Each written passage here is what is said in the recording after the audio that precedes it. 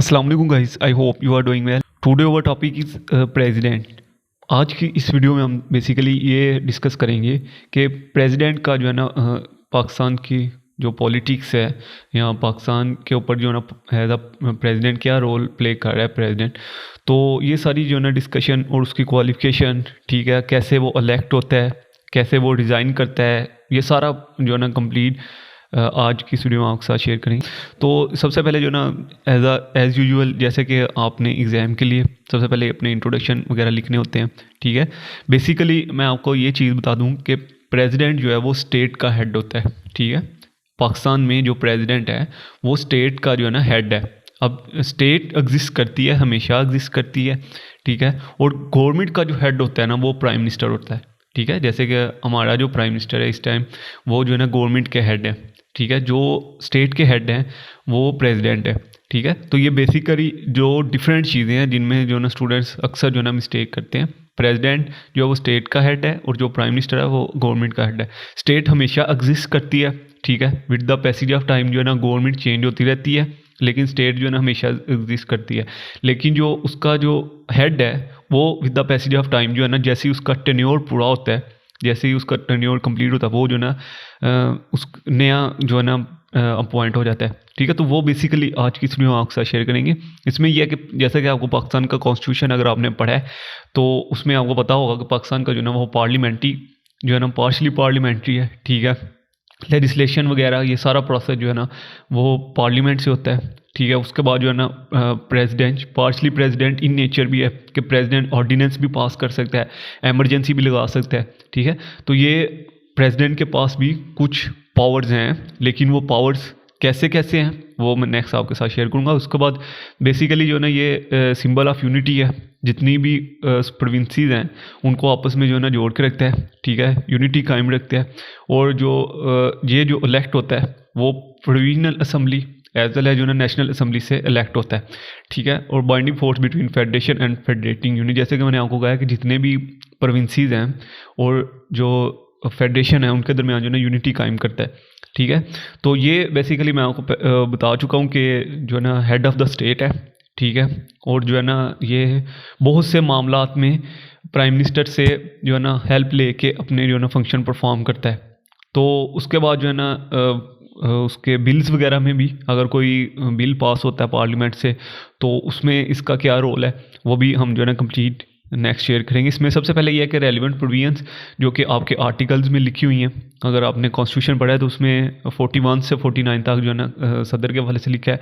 उसके बाद 75 आर्टिकल्स है, बहुत से आर्टिकल्स हैं जिसमें जो है ना प्रेसिडेंट का जिक्र है, ठीक है।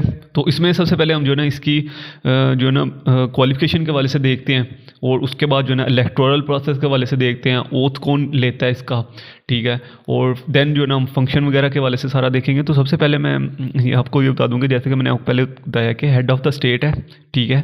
और उसके बाद जो है ना क्वालिफिकेशन जो इसकी है वो ये है कि ये मस्ट बी अ मुस्लिम और जो है ना पाकिस्तानी सिटीज़न होना चाहिए और 45 से अबव इसकी एज होनी चाहिए, ठीक है। अगर कोई पर्सन 45 से कम एज है उसकी तो वो जो है ना एलिजिबल नहीं है प्रेसिडेंट बनने के लिए। जैसे ही वो 45 तक पहुंचेगा उसकी अब एज जो है ना 45 से अबव होगी तो तब वो जो है ना प्रेसिडेंट बनने के लिए एलिजिबल है, ठीक है। उसके बाद जो है ना is qualified to elected as a member of national assembly, ठीक है। मतलब नेशनल असम्बली के लिए जो क्वालिफिकेशंस है ना, जैसे कि आर्टिकल 62 और 63 में लिखा है कि जो है ना क्वालिफिकेशन और डिसक्वालिफिकेशन मतलब सादे को अमीन होना चाहिए, साउंड माइंड होना चाहिए, ठीक है, उसके खिलाफ कोई केस ना चल रहा हो, ठीक है। और उसके बाद मुस्लिम होना चाहिए, ये सारी चीज़ें जो है ना उसमें लिखी हैं, ठीक है, सादो और अमीन वाले से ये सारा कुछ। और इलेक्टोरल कॉलेज मतलब वो उसका इलेक्शन कैसा होता है, ठीक है, वो कैसे इलेक्ट होता है बेसिकली, ठीक है। तो ये जो इलेक्टोरल कॉलेज है, जैसे कि मैंने आपको प्रीवियस जो वीडियो बनाई थी उसमें भी मैंने बताया था कि बेसिकली जो है ना कॉन्स्टिट्यूशन के जो पाकिस्तान का कॉन्स्टिट्यूशन है 1973 उसके 280 आर्टिकल्स हैं, ठीक है। 12 जो है वो चैप्टर्स हैं और 5 शेड्यूल है। अब जो सेकंड शेड्यूल है ना उसमें जो है ना इलेक्टोरल प्रोसेस सारा लिखा हुआ है। मैं वैसे आपके साथ शेयर कर देता हूँ। बेसिकली पाकिस्तान में इस टाइम 2 हाउस है, ठीक है। एक अपर हाउस जिसको हम सेनेट कहते हैं और एक लोअर हाउस जिसको हम नेशनल असम्बली कहते हैं, ठीक है। तो उसके बाद ये जो है ना जितने भी हाउसेज हैं प्रोविजनल, ठीक है, जो प्रोविजनल असम्बली है वहाँ से भी इसने इलेक्ट होना होता है, ठीक है। अब जो सीट्स डिस्ट्रीब्यूशन ये है कि क्योंकि बलूचिस्तान की सीट सबसे कम है और ऐसे ही जो है ना वो रेशो निकाली जाती है पंजाब की सीट से, KPK की और सिंध की सीट से, ठीक है। देन फिर वो नेशनल असम्बली में वोटिंग होती है, ठीक है। ये टोटल जो इसको जो वोट्स चाहिए होते हैं वो 297 298 चाहिए होते हैं, ठीक है, एज अ रेशो मिला के। तो जैसे ही वो उसके वोट बनते हैं 436 में से 298, तो वो फिर जो ना एज अ प्रेसिडेंट जो ना वो सिलेक्ट हो जाता है, ठीक है। ये सारी जो असम्बलीज़ है ना, ठीक है, प्रोविजनल असम्बली, नेशनल असम्बली से मिल के जो वोटिंग होती है, member of both houses and the member of provisional assembly, ठीक है। तो ये जो बोथ हाउसेज हैं, नेशनल असम्बली, सेनेट और दैन जो है ना प्रोविजनल असम्बलीज़ जो हैं, जो जो 4 असम्बली हैं पाकिस्तान की प्रोविजनल, उनसे भी इसकी जो ना वोटिंग होती है, दैन वो एज अ प्रेसिडेंट सिलेक्ट होता है, ठीक है। उसके बाद यहाँ पे लिखा है कि अगर कोई प्रेसिडेंट जो है ना उसका टेन्योर मुकम्मल हो चुका है, ठीक है, तो उसके टेन्योर के विद इन 30 डेज के बाद, ठीक है, 30 दिन के अंदर अंदर जो है ना आप नए जो ना प्रेसिडेंट के इलेक्शन करवाएंगे, ठीक है। और अगर तो कोई टेन्योर मुकम्मल हो चुका है और असम्बलियाँ अभी भी मौजूद हैं, ठीक है, असम्बलियाँ मौजूद है। देखें ये मैक्सिमम तब होता है जब कोई गवर्नमेंट की जो है ना एक गवर्नमेंट ने अपना टेन्योर पूरा किया है, ठीक है, और जैसे ही नई गवर्नमेंट आएगी ना तो विद इन 30 डेज वो इलेक्शन करवाएगी प्रेसिडेंट के लिए, ठीक है। लेकिन अगर तो प्रेसिडेंट का टेन्योर पूरा हो गया और गवर्नमेंट फिर भी एग्जिस्ट कर रही है, ठीक है, क्योंकि आपको पता है कि गवर्नमेंट जो है ना अपना टेन्योर मुकम्मल किए बगैर भी अगर वो डिसक्वालीफाई हो जाती है, ठीक है, असम्बलियाँ जो है ना ख़त्म हो जाती हैं और फिर नए इलेक्शन होते हैं, ठीक है, और फिर एक नई गवर्नमेंट बनती है और प्रेसिडेंट का जो ना टेन्योर जो ना अभी चल रहा है और जो ना ख़त्म होने को 10 जो ना ख़त्म होने को तकरीबन 20-25 दिन रह गए हैं, तो वो असम्बली जो है ना वो इलेक्शन करवा सकती है, ठीक है, प्रेसिडेंट के लिए, ठीक है, नॉट अर्लियर देन 60 डेज, ठीक है। मतलब अभी उसको उसकी जो टेन्योर है, प्रेसिडेंट की टेन्योर मुकम्मल होने में 60 दिन बाकी हैं, ठीक है, तो उससे पहले आप नहीं इलेक्शन करवा सकते, ठीक है। हाँ, उन 60 दिनों के अंदर अंदर आप इलेक्शन करवा सकते हो कि जी हमारा नेक्स्ट जो प्रेसिडेंट ये होगा, ठीक है, और नॉट लेटर देन, ठीक है। अगर प्रेसिडेंट की मुद्दत ख़त्म हो गई है तो विद इन 13 डेज आपने इलेक्शन करवाने और अगर असम्बलियाँ नहीं मौजूद, ठीक है, असम्बलियाँ तहलील हो चुकी हैं, इलेक्शन चल रहे हैं, फिर प्रेसिडेंट का जो है ना वो टेन्योर मुकम्मल हो गया, तो वही प्रेसिडेंट जो है ना रहेगा जब तक असम्बलियाँ नहीं बनती। जैसे ही असम्बलियाँ बनेगी फिर वो वोटिंग होगी और वो फिर नया जो है ना प्रेसिडेंट जो है ना बनेगा, ठीक है। तो ये बेसिकली इसमें यही लिखा है। और ये है कि जो इलेक्शन होते हैं प्रेसिडेंट के लिए वो आप कहीं भी कॉल इन क्वेश्चन नहीं कर सकते, ठीक है। और उसके बाद जो ना ओथ ऑफ प्रेसिडेंट का ओथ जो है वो चीफ जस्टिस ऑफ पाकिस्तान लेंगे, ठीक है। अब ओथ जो है, ओथ के वाले से जो ना 3rd शेड्यूल में सारे ओथ्स लिखे हुए हैं, ठीक है। इसमें सिर्फ ओथ ही लिखे हुए हैं कि आपने आर्मी चीफ का ओथ कैसे लेना है, आपने मिनिस्टर्स का ओथ कैसे लेना है, आपने चीफ जस्टिस का ओथ कैसे लेना है, आप जस्टिस का कैसे ओथ लेना है, आपने प्रेसिडेंट का कैसे ओथ लेना है, प्राइम मिनिस्टर का, ये सारे जो ना 3rd शेड्यूल में लिखे हुए हैं। उसके बाद जो ना कंडीशन ऑफ प्रेसिडेंट ऑफिस की कंडीशन क्या होनी चाहिए। कंडीशन ये है कि कोई और ऑफिस होल्ड ना कर रहा हो, ठीक है। फ़र्ज़ कर एक शख्स प्रेसिडेंट बन गया है और वो जो है ना नेशनल असम्बली का भी मेंबर है, अब वो उसको नेशनल असम्बली की मेंबर की सीट छोड़नी पड़ेगी, ठीक है। और जैसे ही वो वहाँ पे इस्तीफ़ा देगा, वहाँ उसी सीट पे फिर नए इलेक्शन होंगे, ठीक है। जैसे कि ये हमारे जो अभी सदर हैं, इनके भी ये भी जो ना नेशनल असम्बली के मेंबर थे, तो जब इनके लिए वोटिंग हुई प्रेसिडेंट के लिए, तो जैसे ही ये प्रेसिडेंट बने तो उन्होंने अपनी वो सीट छोड़ी, ठीक है। तो ये बेसिकली जो ना उसको और कोई भी ऑफिस होल्ड नहीं कर सकता जब तक वो प्रेसिडेंट है, ठीक है। President shall not be candidate for election as a member of मजलिस शूरा, ठीक है। मजलिस शूरा के जो है ना का मेंबर नहीं होगा, किसी भी प्रोविजनल असम्बली का मेंबर नहीं होगा, सेनेट वगैरह का किसी और जो ऑफिस होल्डर है उसका मेंबर नहीं होगा, सिर्फ वो प्रेसिडेंट ही होगा, ठीक है। सिर्फ एक ही ऑफिस होल्ड करेगा और वो है प्रेसिडेंट का। उसके बाद जो है ना टर्म ऑफिस ऑफ प्रेसिडेंट 5 साल के लिए इसका टेन्योर होता है, ठीक है। जैसे ये ऑफिस में एंटर होगा, ये यहाँ पे लिखा है, जैसे ये ऑफिस में एंटर होगा तो इसका जो है ना 5 साल का जो टेन्योर का पहला दिन है वो शुरू हो जाएगा, ठीक है। जैसे ही 5 साल मुकम्मल होंगे फिर इलेक्शन होंगे, और इलेक्शन का मैं पहले ही बता चुका हूँ कि अगर जैसे ही उसका 5 साल मुकम्मल हो गए तो 5 साल मुकम्मल होने के जो है ना आप विद 30 दिन और 60 दिन तक जो है ना आप इलेक्शन करवा सकते हैं पहले, ठीक है। अब फ़र्ज़ करें एक प्रेसिडेंट है, उसका जो है ना टेन्योर मुकम्मल होने में 30 से 35 दिन रह गया, तो आप जो है ना 30 से 35 दिन पहले ही इलेक्शन करवा सकते हैं, लेकिन 60 दिन से पहले इलेक्शन नहीं करवा सकते। मतलब उसके टेन्योर को मुकम्मल होने में 60 दिन अभी रहते हों, ठीक है, तब आप इलेक्शन करवा सकते हैं।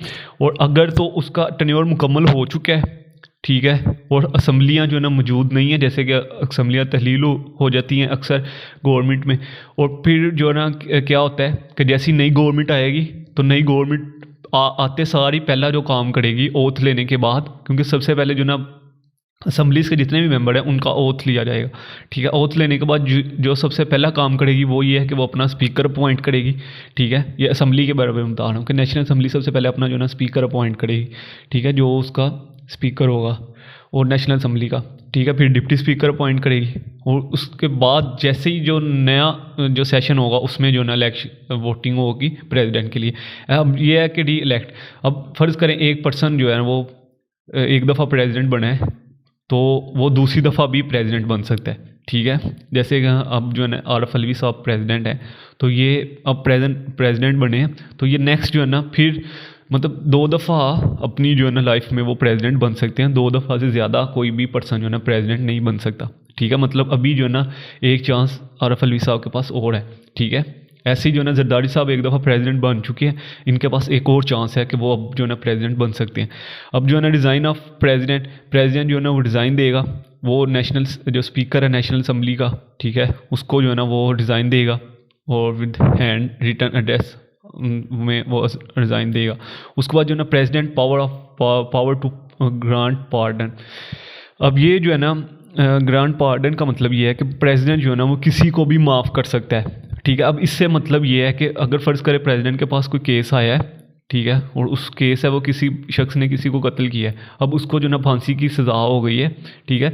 तो जब तक जो ना उसके वर्सा उसको जो है ना माफ़ नहीं करेंगे तब तक वो उसको जो है ना कोई माफ़ नहीं कर सकता, ठीक है। प्रेसिडेंट सिर्फ उन मामलात में किसी को माफ़ी दे सकता है, ठीक है, जो जिसमें जो ना स्टेट का कोई अमल दखल हो, ठीक है। बाकी अगर तो इंडिविजुअल्स के दरमियान कोई मामला है तो उसमें जो ना प्रेसिडेंट माफ़ नहीं कर सकता।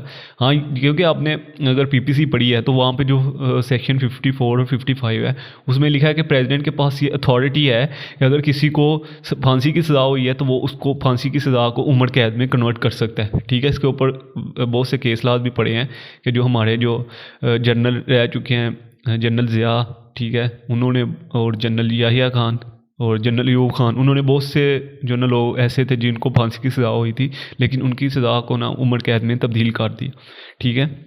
ऐसे ही बहुत से प्रेसिडेंट भी रह चुके हैं जिन्होंने जो ना फांसी की सज़ा हुई थी और उसको उम्र कैद में तब्दील कर दिया, ठीक है। और अगर आपको उम्र कैद की सज़ा हुई है तो आप उसको 14 साल में अरसे में भी कन्वर्ट कर सकते हैं।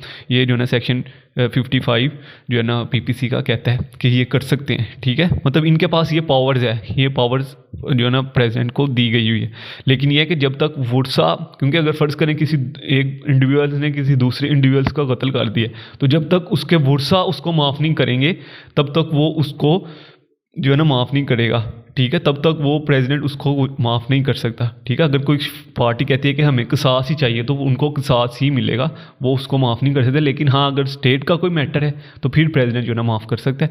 उसके बाद president to be kept inform, president जो है ना वो इन्फॉर्म करेगा, ठीक है, फेडरल गवर्नमेंट को और जो मजलिस शूरा जो पार्लियामेंट है, ठीक है, फॉरेन पॉलिसीज़ या दूसरे मामलात में, ठीक है। उसके बाद जो है ना रिमूवल ऑफ प्रेसिडेंट, एक तो मैंने आपको बताया कि प्रेसिडेंट खुद रिज़ाइन करेगा, ठीक है, और रिज़ाइन जो है वो हैंड रिटन फॉर्म में लिख के देगा नेशनल असम्बली के स्पीकर। अब यहाँ पे आ रहा है रिमूवल ऑफ प्रेसिडेंट, कि प्रेसिडेंट को कैसे रिमूव कर सकती है कोई भी गवर्नमेंट। अगर कहती है कि हमने प्रेसिडेंट को रिमूव करना है, ठीक है, अगर उसका टेन्योर पूरा नहीं हुआ और उसने हैंड रिटन में जो ना लिख के नहीं दिया, जैसे कि ये अब जो गवर्नमेंट चल रही है ये भी चाह रही थी कि हमने प्रेसिडेंट को रिमूव करना है, ठीक है, लेकिन इन्होंने जो ना प्रेसिडेंट को ना रिमूव कर सके। वो क्या प्रोसेस था बेसिकली, वो ये था कि अगर तो प्रेसिडेंट के अगेंस्ट जो ना इम्पीचमेंट का प्रोसेस होता है, ठीक है। फ़र्ज़ करें अगर प्रेसिडेंट जो है ना फिज़िकल और मेंटली जो है ना इनकेपेबल है कोई काम करने के लिए, तो फिर उसके अगेंस्ट जो है ना आप इम्पीचमेंट का प्रोसेस कर सकते हैं, ठीक है। अगर चार्ज ऑफ वायलेशन, मतलब उसने जो है ना कॉन्स्टिट्यूशन को वायलेट किया है, ठीक है, तो तब आप जो है ना उसके अंदर उसके अगेंस्ट जो है ना इम्पीचमेंट का प्रोसेस कर सकते हैं। अगर उसने ग्रॉस मिसकंडक्ट मतलब कोई रिश्वत वगैरह ली है तब आप जो है ना इम्पीचमेंट का प्रोसेस कर सकते हैं, ठीक है। या उसने कोई कॉन्स्टिट्यूशन तोड़ा है या इस तरह का कोई सेटअप किया है तो तब आप जो है ना उसके अगेंस्ट जो है ना इम्पीचमेंट का प्रोसेस कर सकते हैं, ठीक है। ये 3-4 जो है ना ये ऐसे चीज़ें हैं जिन जब प्रेसिडेंट करे तो तब जो है ना इम्पीचमेंट का प्रोसेस आप उसके अगेंस्ट कर सकते हैं। तो उसके लिए जो है ना वो 1/2 जो है ना 1/2 अब देखें अगर तो नेशनल असम्बली के 336 मेंबर हैं, ठीक है, पहले 342 थे, लेकिन अभी जो है ना जैसे ही फाटा मर्ज हुआ है केपीके में तो अब वो 336 जो है ना मेंबर हो गए, ठीक है। अब 336 का हाफ जो है ना वो टोटल मेंबरशिप जो है ना वो हाउस की कहती है कि जी हमने नेशनल असम्बली के स्पीकर को कहती है कि हमने जो है ना इम्पीचमेंट का प्रोसेस करना है प्रेसिडेंट के अगेंस्ट, कि प्रेसिडेंट ने जो फ़र्ज़ करें एक एग्जांपल के साथ कि प्रेसिडेंट ने कॉन्स्टिट्यूशन की वायलेशन की है, ठीक है, तो अब 1/3 मेंबर कहते हैं कि ये हमने इम्पीचमेंट का प्रोसेस करना है, ठीक है, तो वो वहाँ पे इम्पीचमेंट का प्रोसेस शुरू हो जाएगा, ठीक है। अब वहाँ पे काफ़ी बहस होगी, ठीक है, पहले नोटिस दिया जाएगा प्रेसिडेंट को कि जी आपके अगेंस्ट जो है ना इम्पीचमेंट का प्रोसेस हो रहा है, ठीक है, ये speaker shall within 3 days of receive notice, 3 दिन के अंदर अंदर उसको नोटिस देगा, ठीक है। और देन जो है ना जैसे ही उसको नोटिस देगा फिर जो है ना प्रेसिडेंट को बुलाया जाएगा, जॉइंट सिटिंग होगी दोनों हाउसेस की, ठीक है। 7वें दिन फ़र्ज़ करें आज इम्पीचमेंट का प्रोसेस शुरू हुआ है, 3 दिन के अंदर अंदर नोटिस भेजेगी असम्बली, ठीक है। जैसे ही 7 दिन गुजरेंगे, ठीक है, जैसे आज इम्पीचमेंट का प्रोसेस शुरू हुआ आज से 7 दिन के बाद और 14 दिन के मतलब एक पूरा वीक ये जो है ना सारे मामला चलेंगे, ठीक है, बहस वगैरह होगी इस पे कि क्या वाकई जो है ना प्रेसिडेंट साहब ने ऐसा किया है, प्रेसिडेंट अपने रिमार्क्स देगा, ठीक है। उसके बाद जो असम्बली के मेंबरान हैं वो जो है ना प्रूव लेके आएंगे उसके अगेंस्ट के इसने जो है ना कॉन्स्टिट्यूशन को वायलेशन की है, ठीक है। दैन फिर जुडिशल इंक्वायरी वगैरह होगी और फिर जो है ना इम्पीचमेंट का सारा प्रोसेस होगा, ठीक है, इन्वेस्टिगेशन वगैरह होगी और दैन फिर जॉइंट सिटिंग में, ठीक है, फिर vote of not less than 2/3 of the total membership, ठीक है, फिर जो वोट होंगे वो 2/3 ऑफ द टोटल मेंबरशिप से कम नहीं होंगे, ठीक है, तो तब जो है ना उसको जो है ना रिमूव किया जाएगा, ठीक है। ये एक जो है ना इम्पीचमेंट का प्रोसेस था। एक तो ये है कि वो खुद ही रिज़ाइन दे दे, ठीक है, एक ये है कि इम्पीचमेंट का प्रोसेस किन वजूहात पे हो सकते हैं 3 वो मैंने आपके साथ शेयर कर दी हैं और कैसे होगा वो भी मैं आपके साथ शेयर कर चुका हूँ। उसके बाद जो president to act and advice, PM की एडवाइस जो ना कोई भी एडवाइस अगर देता है प्रेसिडेंट को तो वो प्रेसिडेंट जो है ना एडवाइस ऑफ द कैबिनेट, ठीक है, प्रेसिडेंट शैल एक्ट मतलब कोई भी एडवाइस देता है तो उसको जो है ना वो परफॉर्म करना पड़ेगी, ठीक है। उसके बाद जो है ना चेयरमैन और speaker to act as a perform function of the president. फ़र्ज़ करें अगर कोई प्रेसिडेंट है, ठीक है, और उसकी डेथ हो जाती है तो फिर एज़ यूजुअल जो है ना वो कौन प्रेसिडेंट का रोल प्ले करेगा।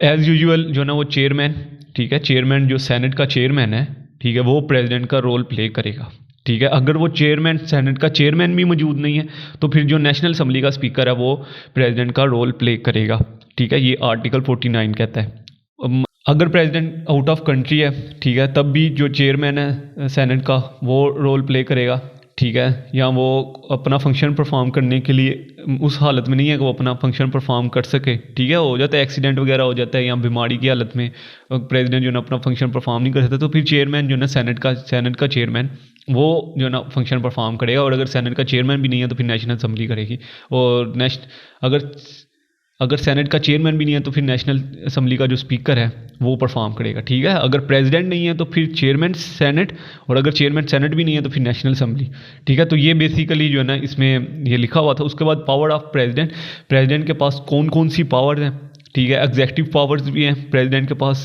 लेजिस्लेटिव पावर है, जुडिशियल पावर है, फाइनेंशियल पावर्स हैं, ठीक है। एग्जेक्टिव पावर्स ये हैं कि ये जो है ना एग्जीक्यूट करवा सकते हैं कोई भी लॉ को प्राइम मिनिस्टर के साथ मिलके, ठीक है। तो ये इसमें लिखा हुआ है इलेक्शन वगैरह का प्रोसीजर जो है, ठीक है, federal minister of the minister, ये ओथ वगैरह का जो ओथ कंडक्ट होते हैं, ठीक है, वो भी जो है ना ओथ जो है ना वो भी कंडक्ट करता है प्रेसिडेंट।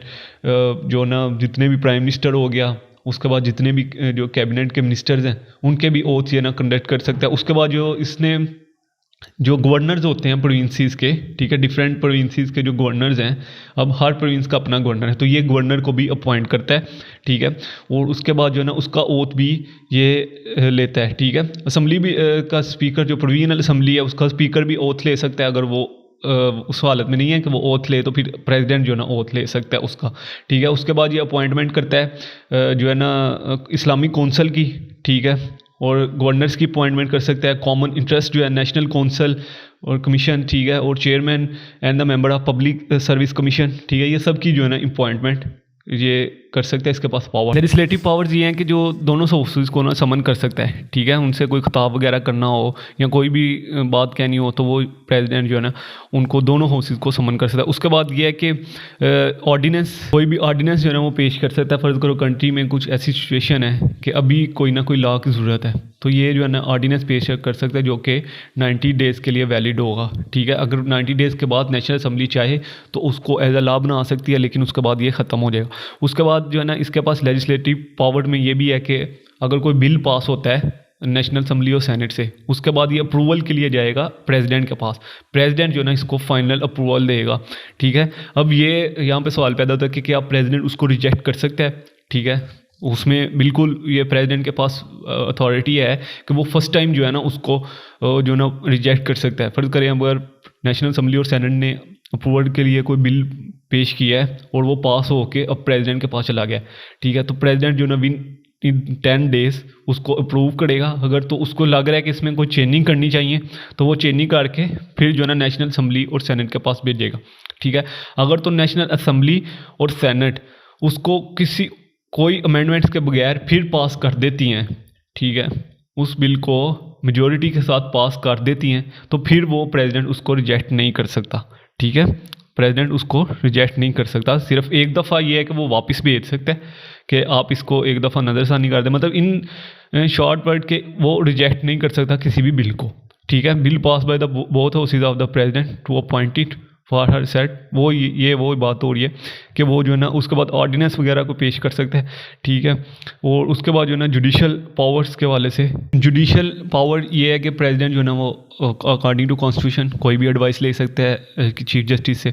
उसके बाद जो है ना प्रेसिडेंट जो है ना अपॉइंट कर सकता है चीफ जस्टिस को, ठीक है, appointed the chief justice of Pakistan and other जजेस ऑफ द सुप्रीम कोर्ट, ठीक है। इसमें यह है कि जुडिशल जो है ना कमीशन बनता है, ठीक है, जुडिशल कमीशन जिसको अप्रूव करता है, उसके बाद फिर वो पार्लियामेंट कमेटी के पास जाता है, फिर वो उसको अप्रूव करती है। और जो है ना प्रेसिडेंट एज उन्होंने साइन अथॉरिटी है, ठीक है। वैसे तो मैं इनको जो है साइनिंग अथॉरिटी कहता हूँ पाकिस्तान की प्रेसिडेंट को, कि ये साइन करते हैं और वो पास हो जाता है, ठीक है।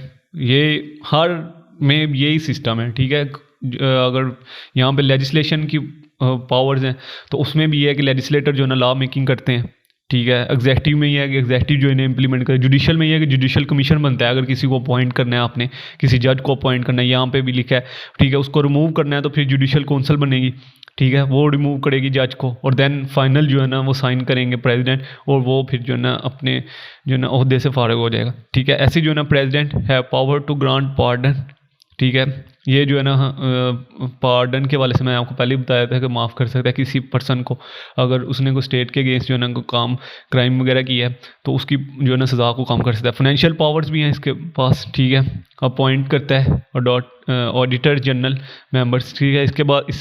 इसके लिए भी कमीशन बनता है, लेकिन जो फाइनल अप्रूवल है मतलब साइन वगैरह के लिए वो प्रेसिडेंट के पास आता है। National economic council and national finance commission, ये भी इनके लिए भी जो है कमीशन बनते हैं, ठीक है। और ये जो है ना अपने मेंबर सेलेक्ट करते हैं जो उन्होंने हेड लगाने हो, और वो भी फाइनल जो है ना साइन के लिए जो है ना प्रेसिडेंट के पास आ जाते हैं, ठीक है। उसके बाद जो है ना फिर मनी बिल, ठीक है। मनी बिल का ये प्रोसेस है कि मनी बिल सिर्फ नेशनल असम्बली में ही रिप्रेजेंट हो सकता है, ठीक है। नेशनल असम्बली ही उसको पास करेगी। सेनेट ये है कि उसमें ये कहेगी, एडवाइस कर सकती है, उसको रिजेक्ट नहीं कर सकती सेनेट, ठीक है। देन फिर वो प्रेसिडेंट के पास जाएगा, ठीक है। और प्रेसिडेंट जो है ना उसको सच है जो है ना अप्रूव कर देगा, ठीक है। प्रेसिडेंट उसमें कोई दखल अंदाजी नहीं दे सकता, ठीक है। हाँ, एडवाइस कर सकता है कि ये इसमें थोड़ी सी चेंजिंग करेंगे, या बजट थोड़ा सा कम है, या ये थोड़ा सा ज़्यादा है, ठीक है, या इस जो है ना एजुकेशन को इतना बजट देना चाहिए, तो ये कर सकता है, ठीक है। और इस पर वो असम्बली जो है ना अगर वो चाहे तो वो जो है ना उसको अमेंड करे, नहीं करती तो फिर वो खुद ही वो पास हो जाएगा, ठीक है।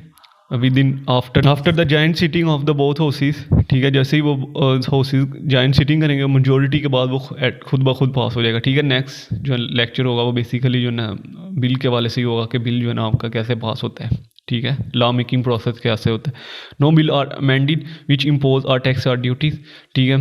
Who income is assigned to a province shall be introduce or removed in the national assembly except, ठीक है। सिर्फ नेशनल असम्बली ही उसमें जो ना अमेंडमेंट्स कर सकती है, नेशनल असम्बली ही उसको अप्रूव कर सकती है, ठीक है। नेशनल असम्बली ही उसको ख़त्म कर सकती है, ये सिर्फ नेशनल असम्बली के पास ही अथॉरिटीज़ हैं, ठीक है। उसके बाद ये यहाँ पे एक दो कॉन्स्टिट्यूशन के जो आर्टिकल्स हैं वो थोड़े से इंपॉर्टेंट हैं, ठीक है। वो थोड़े से आप देख लीजिएगा, वो खुद ही भी लिख लीजिएगा आप।